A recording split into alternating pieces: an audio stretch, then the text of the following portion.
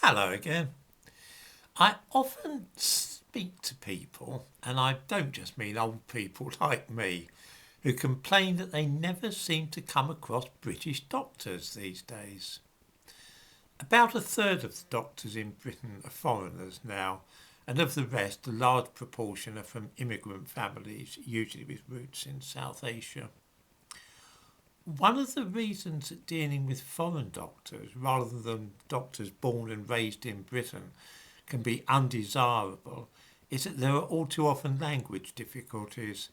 Either they have strong accents, meaning that it's hard to understand what they're saying, or their grasp of demotic English is poor and they can't make any sense of what a patient is saying to them.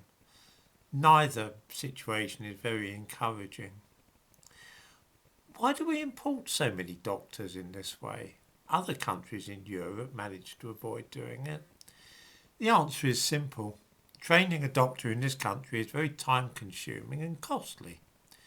From leaving school until starting work, there can be a gap of 6 or 7 years, and this has to be paid for by the taxpayer, with no certainty of any student loans even being paid back in the end. On the other hand, hiring a doctor off the shelf, as it were, means no such investment in training or education. The person steps off the plane from Lagos and can start work at once. The language problem can result in terrible situations where the wrong medication is given or treatment delayed or the doctor doesn't understand what the nature of the problem is and so screws up. Doctors from Bangladesh are 13 times more likely to be investigated for poor practice compared with British born doctors. Those from Nigeria are 8 times more likely to be investigated in this way.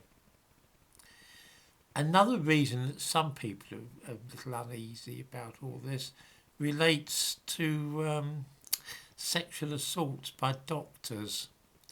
There are no figures available for this, but how many times have viewers seen a newspaper report of sexual assaults by a doctor and notice that he is called Chakrabarti rather than Smith or Jones? In fact, it's a bit of a game sometimes I play when I see a newspaper report of an indecent assault by a GP.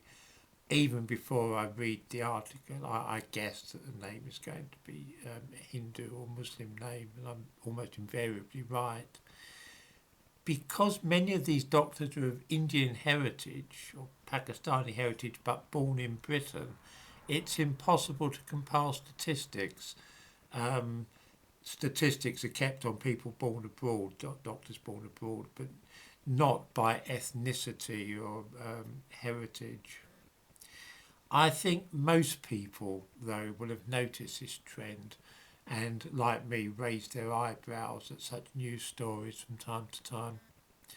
The problem is that any efforts to reform the system and start training our own doctors rather than importing them from the third world would be very expensive to begin with, and the effects wouldn't be seen for 7 years or so.